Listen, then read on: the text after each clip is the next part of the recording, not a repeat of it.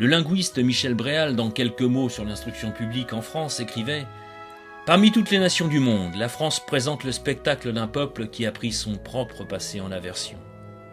On dirait une population d'esclaves qui vient de renvoyer ses maîtres et qui ne veut plus se souvenir du temps de sa servitude. Je ne crois pas que les luttes de la fin du XVIIIe siècle et la mauvaise littérature d'une autre suffisent pour expliquer une aussi étrange répulsion. On ne peut haïr à tel point ce qu'on ignore. Et la principale raison d'un état d'esprit si peu naturel, c'est que l'imagination du peuple a gardé le souvenir amplifié de crimes et des misères du temps passé, sans qu'on ait pris soin de lui en rappeler les bienfaits et les grandeurs. L'objectif de cette vidéo est de rappeler justement les bienfaits et les grandeurs du temps passé. Plus exactement, mettre en évidence l'éducation et l'éthique de nos rois, ainsi que leurs relations quotidiennes avec le peuple français, au-delà de toute caricature républicaine. On peut dénaturer l'histoire, mais en dehors de toute idéologie, restent imperturbables les faits, et c'est eux que nous allons écouter. Commençons avec l'un de nos plus grands rois, Louis IX, ou Saint Louis. Voici ce qu'il écrivait à son fils, le futur Philippe III le Hardi, dans son testament. « Cher fils, s'il advient que tu deviennes roi, prends soin d'avoir les qualités qui appartiennent au roi. C'est-à-dire que tu sois si juste que, quoi qu'il arrive, tu ne t'écartes de la justice. Et s'il advient qu'il y ait querelle entre un pauvre et un riche, soutiens de préférence le pauvre contre le riche, jusqu'à ce que tu saches la vérité. Et quand tu la connaîtras, fais justice. » En Ve République, c'est plutôt l'inverse qui s'observe. Nous y voyons la continuité du roi des Hébreux Salomon, fils de David, dont nos rois comme Saint Louis continueront l'enseignement. Le jeudi saint, les rois très chrétiens accomplissaient eux-mêmes le rite du lavement des pieds, et cela jusqu'à Charles X, tout comme le faisaient et le font encore les évêques et les prêtres. Ce rite illustre la grande leçon du service fraternel, comme l'accomplissait notre Seigneur Jésus-Christ la veille de sa passion. Évangile selon saint Jean. Au XIIIe siècle, le roi Philippe Auguste, le vainqueur de Bouvines, se promenait à pied dans les rues de Paris, où chacun l'abordait sans plus de façon. L'histoire a conservé le dialogue qui se serait engagé entre un jongleur et Philippe Auguste. L'histrion sollicite un secours du roi parce qu'il est, assure-t-il, de sa famille. « Comment es-tu mon parent » demande le roi. « Je suis votre frère, Seigneur, par Adam, le premier homme. Seulement son héritage a été mal partagé et je n'ai pas eu ma part. Viens donc demain, et je te remettrai ce qui te revient. » Le lendemain, dans son palais, Philippe Auguste apercevait le jongleur parmi la foule qui y était entrée. Il le fit avancer et lui tend un denier. « Voilà la portion que je te dois. Quand j'en aurai donné autant à chacun de nos frères descendus d'Adam, c'est à peine si de tout mon royaume, il me restera un denier. » L'anecdote manquerait-elle d'authenticité? La transmission par les contemporains n'en serait pas moins caractéristique. Au XVe siècle, on regardait le roi comme la première personne ecclésiastique. Le peuple se précipitait sur le passage du roi pour toucher le bas de sa robe comme une relique. C'est la vérité, dit Saint Gelais, en parlant de Louis XII, que par tous les lieux où le roi passait, les gens, hommes et femmes, s'assemblaient de toutes parts et couraient après lui, 3 et 4 lieues. Et quand il pouvait atteindre, à toucher à sa mule ou à sa robe, ou quelque chose de sien, ils baisaient leurs mains, ils s'en frottaient le visage, d'aussi grande dévotion qu'ils eussent fait d'un reliquaire. Il nous reste de nombreux procès-verbaux illustrant les guérisons par Louis XIV et Louis XV, lors des attouchements des scrofules. Le roi te touche, Dieu te guérisse.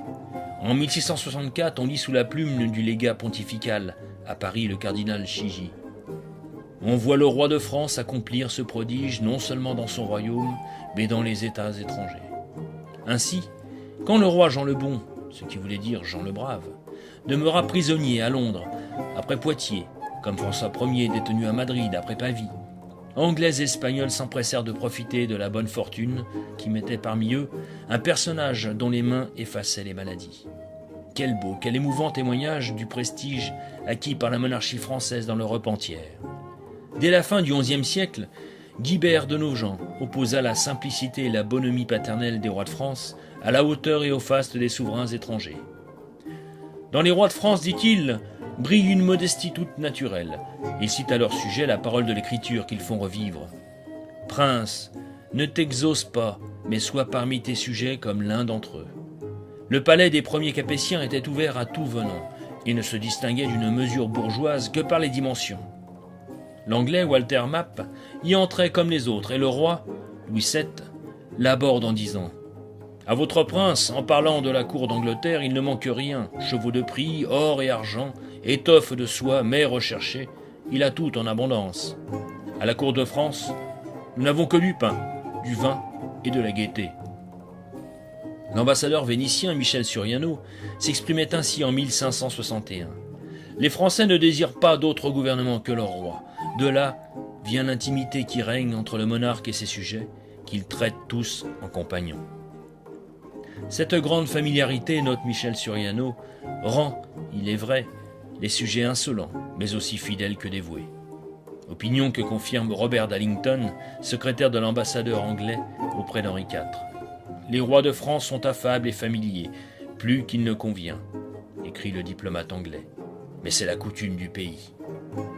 En 1577, Jérôme Lippomano, autre ministre de la République vénitienne, constate que, durant le dîner du roi de France, un chacun peut s'approcher librement de lui et lui parler, comme il le ferait à un simple particulier. Louis XIV écrivait « Il y a des nations où la majesté des rois consiste pour une grande partie à ne se point laisser voir, et cela peut avoir ses raisons parmi les esprits accoutumés à la servitude, qu'on ne gouverne que par la crainte et la terreur. Ce n'est pas le génie de nos Français. Et, d'aussi loin que nos histoires nous peuvent instruire, s'il y a quelque caractère singulier dans cette monarchie, c'est l'accès libre et facile des sujets au prince. C'est une égalité de justice entre lui et eux, qui les tient, pour ainsi dire, dans une société douce et honnête, nonobstant la différence presque infinie de la naissance, du rang et du pouvoir. On entrait dans le palais du roi comme dans un moulin. Les étrangers ne cessent d'en exprimer leur surprise. Le château presque dans son entier sont ouverts à tous, sans distinction de nationalité, de rang ou d'appartenance. Sont uniquement interdits les vêtements négligés et les tenues de deuil. Et le roi a donné à chacun de ses sujets le droit de s'adresser directement à lui, par écrit ou de vive voix. Une épée? Mais mon bon monsieur, auriez-vous l'intention de nous tuer? Dans notre pays, les princes portent l'épée. Et je vous conseille d'en louer une si vous souhaitez circuler librement dans le château. Vous, les Français, faites tout à l'envers. Chez nous, les gentilshommes sont désarmés quand ils doivent approcher notre empereur. Mais c'est que chez vous, l'empereur n'a nullement confiance en son peuple. Bien, fils. J'allais au Louvre, écrit Locatelli, en 1665. Je m'y promenais en toute liberté. Et, traversant les divers corps de garde, je parvins enfin à cette porte qui est ouverte dès qu'on y touche. Et le plus souvent, par le roi lui-même. Il vous suffit d'y gratter, et l'on vous introduit aussitôt. Le roi veut que tous ses sujets entrent librement. L'historien Franz von Brentano nous fait part également de cette petite anecdote.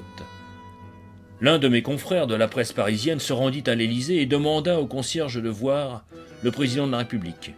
« Mais on ne peut voir ainsi, monsieur le président. Avez-vous une lettre d'audience? Que désirez-vous » ?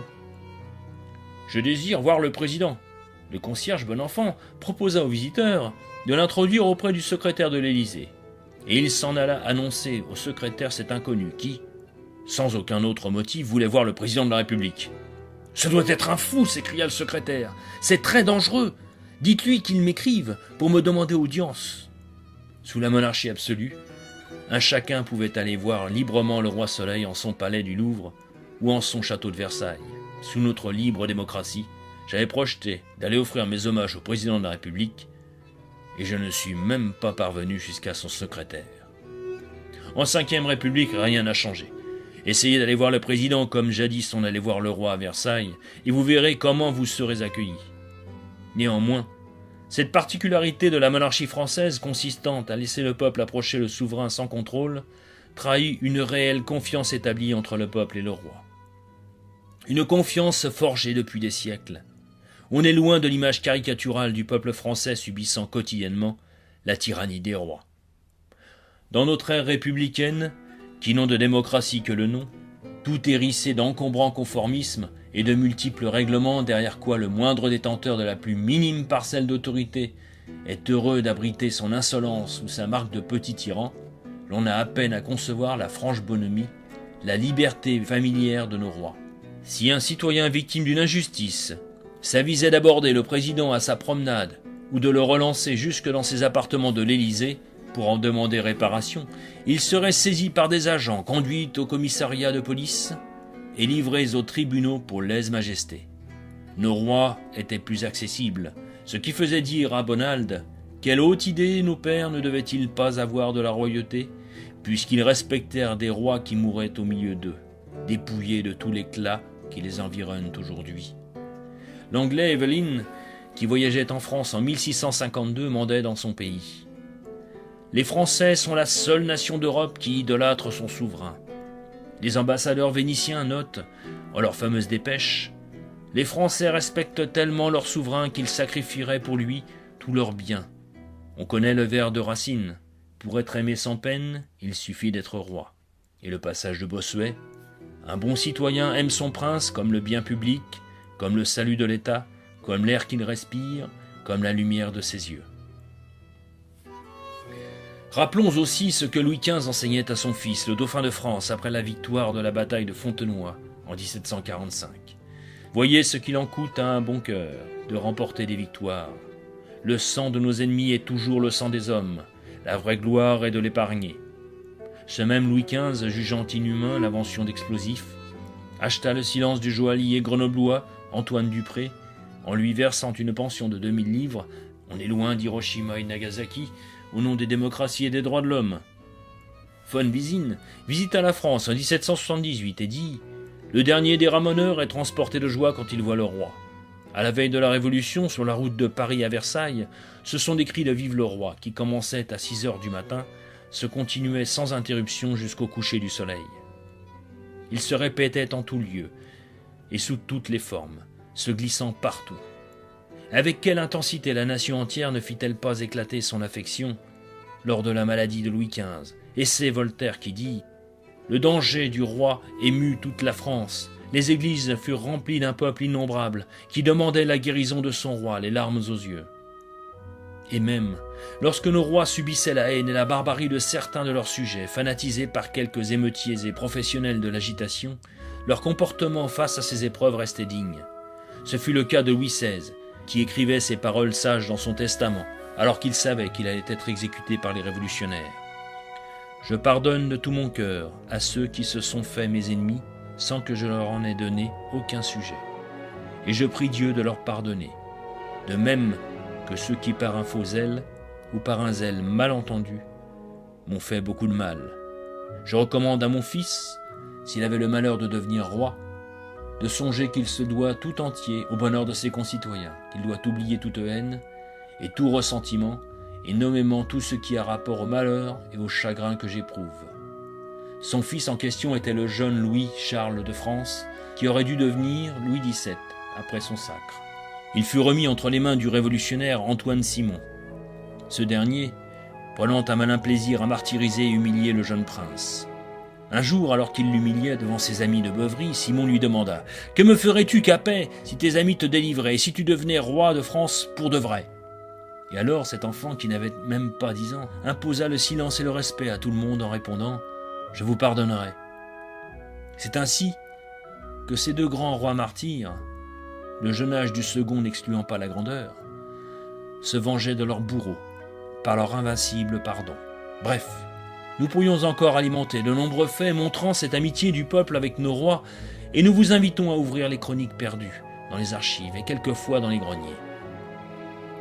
Loin des caricatures qui sont encore souvent enseignées dans nos écoles, nos rois n'étaient certes pas parfaits, et pour certains on pourrait peut-être leur reprocher beaucoup. Mais il est difficile de ne pas admettre que ces rois, si imparfaits furent-ils, ne faisaient qu'un avec le peuple de notre terroir de France. C'est ce qui fit notre force. Aucun président, si grand fût-il, des différentes républiques que notre pays a subies, ne peut en dire autant pour ce qui est de leurs relations distantes et inaccessibles avec le peuple de France, juste bon à voter à leurs yeux. Notre conclusion sera celle que Victor Hugo écrivit lui-même dans sa tragédie Irtamen. Quand on hait les tyrans, on doit aimer les rois. Notre jour viendra.